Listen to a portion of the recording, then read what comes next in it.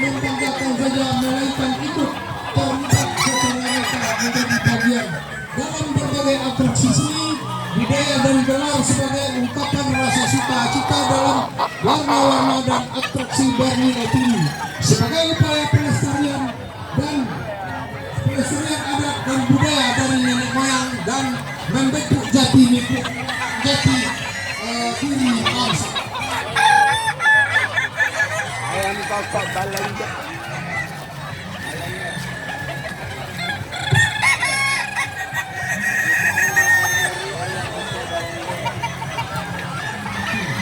Menuju angka kepunahan untuk menghadirkan kepunahan keluarga kami dari tahun 1991, Dinas Peternakan Daerah Tingkat 2 Kabupaten Solok bersama Camat Payung Sekaki dan Kapolsek Payung Sekaki Bapak Ilyas Musa membuat surat pengajuan kepada Bupati Solok ketika itu Kurmawan dengan menggelar lomba AKP di lapangan Merdeka Kota Solok yang dilaksanakan tahun 1992. Ketika peristiwa krisis moneter pada tahun 1997 banyak memberi dampak terhadap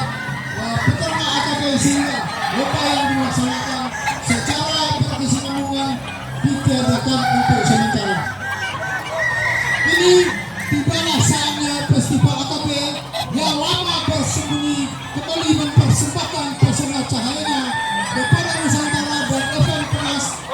Penas tahun 2023 dan festival tahun ini menjadi sebuah event dalam memperhatikan